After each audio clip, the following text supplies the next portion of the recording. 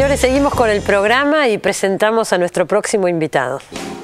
Hernán Brienza nació en Buenos Aires en 1971. Es politólogo y periodista, miembro del Instituto de Revisionismo Histórico y autor de los libros El caso von Bernick, El loco Dorrego y Valientes. Éxodo Jujeño es su último título publicado.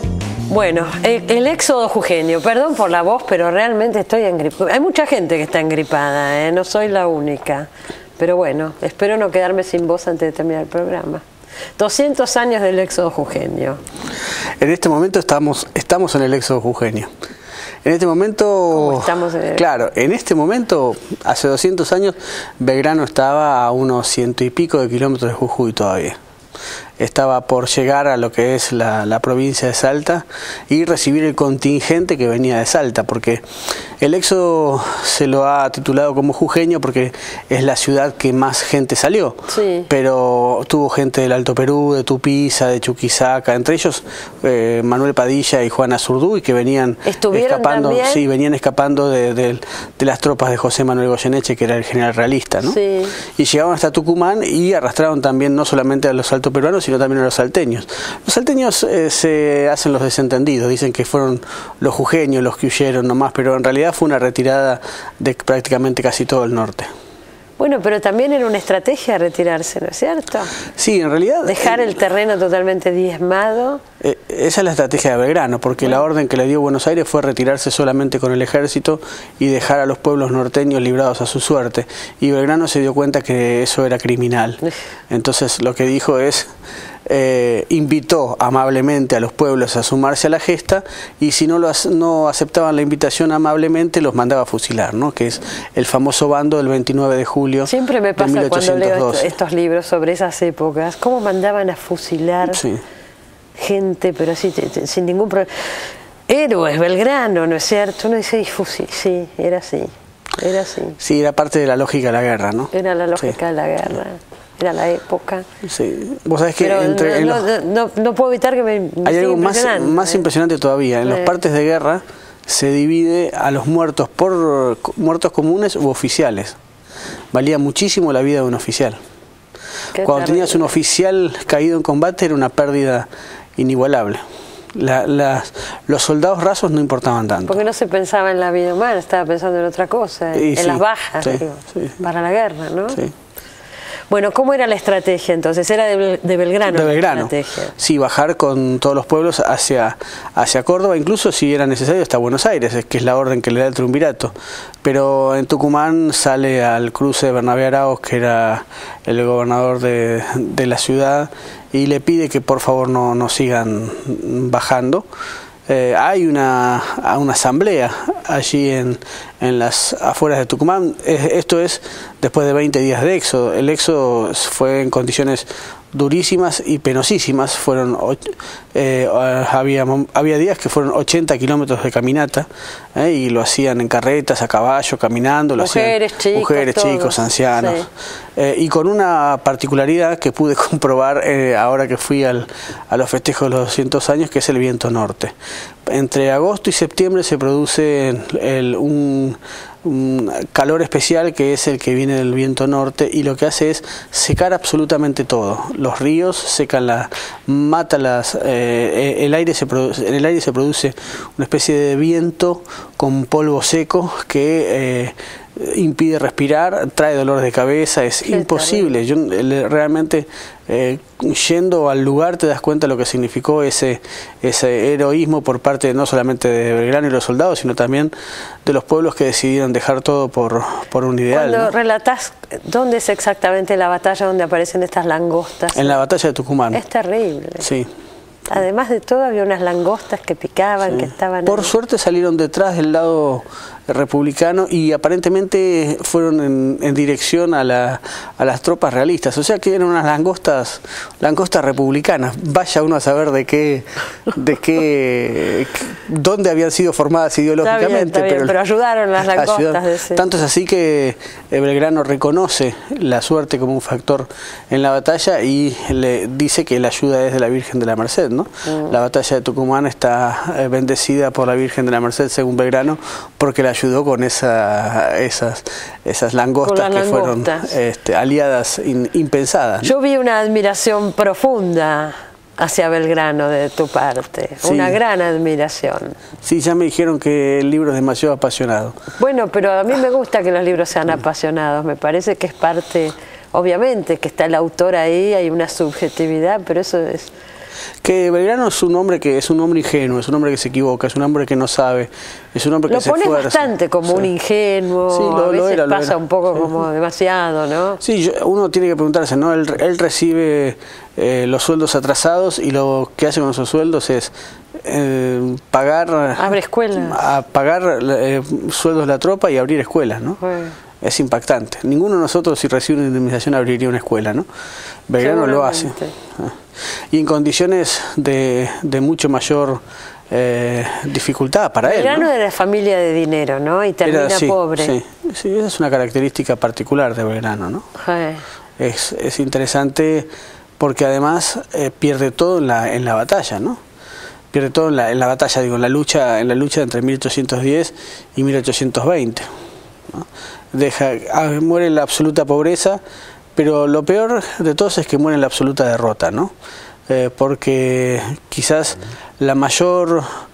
hay un texto muy bello de Belgrano que está escrito unos días antes de la Revolución de Mayo, que habla de la grandeza de las naciones, y dice: la grandeza de las naciones se debe solo a la unión de esos países, ¿no? Y él creía que era la unión la unión latinoamericana y la unión de los pueblos la que hacía a una potencia, a un país potencia. Y él muere el 20 de junio de 1820, que es el día de mayor desunión de los argentinos, que es el día de la anarquía, el día de los 3 gobernadores de la provincia de Buenos Aires, ¿no? Una metáfora dolorosa para el propio Belgrano, ¿no? No sé si Belgrano fue consciente de esa anarquía, pero sí del proceso de lo que estaba viviendo. Seguro que sí. Si vos ves, leyendo el Belgrano que aparece en tu libro, a ver, las características principales, decís que no era un gran estratega, no era un gran militar, obviamente no lo era, pero decís que era un gran economista. Era un gran intelectual, era un gran hombre de ideas, y lo que tenía era un coraje. A mí me gusta mucho la idea de coraje cívico, que es de Leopoldo Marechal, ¿no? Que es la idea del hombre que tiene el pecho desnudo frente a las balas, ¿no? Y Belgrano de alguna manera metaforiza eso, ¿no?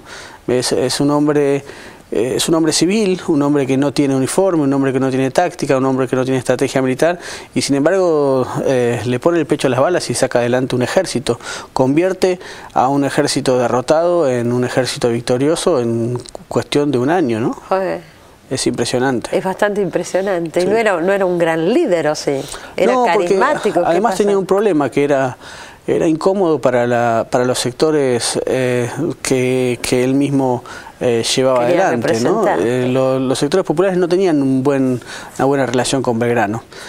Preferían otro tipo de líderes como Dorrego o como Artigas, pero no como Belgrano. Por eso Belgrano también no es un líder popular como uno podría llamarlo hoy, sino que es un hombre... Hasta físicamente, ¿cierto? Era rubio, tenía otro perfil. Es un hombre decente que intenta acaudillar o liderar a los sectores populares, pero no es un hombre que popular, viene de los sectores populares. Eso hay una gran idea de Alberdi en Pequeños y Grandes Hombres del Río de la Plata, que dice que la diferencia entre Belgrano y los Sarmiento era que Sarmiento quería exterminar a los bárbaros. Belgrano lo que quería era complejizarlos y unirlos a la civilización, no acoplarlos a la civilización. Es interesante esa definición. Sarmiento que quería fundar escuelas también, quería integrar, es extraño, exterminar. Sí, obviamente no se puede utilizar, nunca se puede utilizar. Lo que está diciendo Alberti lo está diciendo en discusión con Mitre y con Sarmiento. Con Sarmiento, ¿no? Ese es el tema, claro. Sí, pero me parece que es interesante el planteo respecto de Belgrano, porque Belgrano nunca utilizó la palabra, nunca combatió contra los sectores populares, pero tampoco era exactamente un líder popular, ¿no? Claro, no, recién citaste a Marechal, que aparece en el libro, y quería decir que también aparecen poemas de León Buenarós, que murió hace unos días, y bueno, esto fue antes, ¿no es cierto?, y lo recordaba, así que podemos aprovechar para recordar también a Benarós, que hay varios poemas de León Buenarós en el libro. Pensaba una cosa, vos estás en el Instituto de Revisionismo Histórico, con una mirada sobre la historia, la figura de Belgrano. La figura de Belgrano es reivindicada por todos, porque Mitre también reivindica a Belgrano. ¿Es la misma reivindicación o son diferentes? Esto me interesa, es importante. En algunos casos es la misma reivindicación. Yo creo que este libro no es un libro exageradamente revisionista. Yo creo que más que nada es un homenaje a los sectores populares. Respecto a Belgrano... los sectores, a los protagonistas del éxodo jujeño, a ese pueblo... Sí, yo tengo una mirada de Belgrano más parecida a la de Alberdi que la de Mitre. Pero contá un poquito cuáles son esas miradas. Porque Mitre lo que habla es de un hombre con limitaciones que solamente hace un esfuerzo sobrehumano para sobreponerse a las necesidades, pero que en el fondo quienes tenían el pulso de la revolución era Bernardino Rivadavia y el triunvirato, ¿no? Y lo que dice Alberdi es justamente lo contrario, que en realidad es Belgrano en su intento por pasar a la posteridad y por no preocuparse por el presente y no preocuparse por sí mismo, donde construye un tipo de liderazgo diferente, ¿no?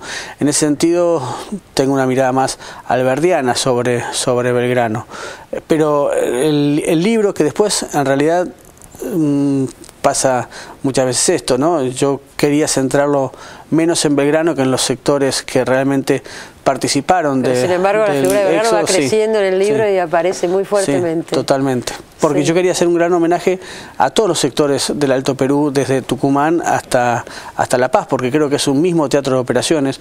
Creo que la frontera norte es un invento de la historiografía, si se puede decir, oficial o liberal. Yo no quiero ser injusto con esto, pero digo, la idea de la historia tradicional, digo, la idea de que Jujuy o que Salta eran la frontera norte argentina es una gran mentira. En realidad es un teatro de operaciones en los cuales va desde Tucumán hasta La Paz, hasta Desaguadero, ¿no? Y donde militares que uno hoy podría considerar argentinos, pero que eran americanos y republicanos, pelean contra americanos realistas del norte, ¿no? Tampoco la variable argentina-española es una variable que se puede utilizar porque la argentinidad no existía. Claro, no era un concepto, ¿no es cierto?, la Argentina.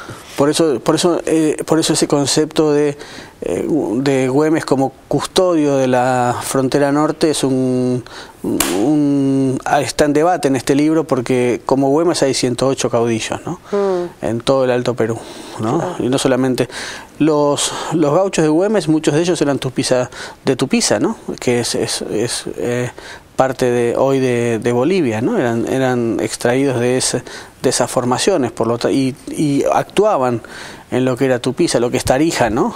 Por lo tanto, no se puede hablar de frontera norte así. Yo quería hacer un homenaje a todos esos pueblos, pero la figura de Belgrano después me fue creciendo mucho.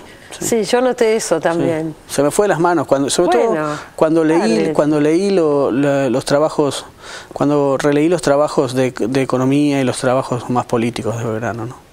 Es interesante también conocer las ideas económicas de Belgrano, acá están expuestas, ¿no? Bueno, yo creo que esa es parte de una... Era un liberal, pero creía en el intervencionismo estatal en la economía. Creo que esa es una de las particularidades, ¿no? Que por ahí la historia a veces lo que hace es resaltar algunos aspectos de los líderes y oscurecer otros, ¿no? Sí. Y ahí es donde uno puede hacer distintas interpretaciones, ¿no? El Belgrano militar y creador de la bandera para mí es un Belgrano incompleto, ¿no? Es un Belgrano que debe ser completado con sus ideas políticas y sus ideas económicas, ¿no? Obviamente siempre está visto tamizado por el presente, ¿no? Uno le llama la atención de los escritos de Belgrano lo que hoy nos habla, ¿no? Que posiblemente en los años 50 o en el siglo XIX otras cosas les hablaba de Belgrano, pero hoy a mí me hablaron estas cosas de Belgrano, ¿no? Y me pareció que era interesante resaltarlo. ¿Es verdad que estás escribiendo sobre la vuelta del regreso de Perón ahora? Es verdad, sí. ¿Saltamos del éxodo jujeño a los 70? Quería modernizarme. Bueno, eso recién empieza, así que en algún momento te tendremos por acá. Dale. Gracias por haber venido. No, gracias por la invitación. Bueno, nos queda un bloque todavía, no se vaya que ya volvemos.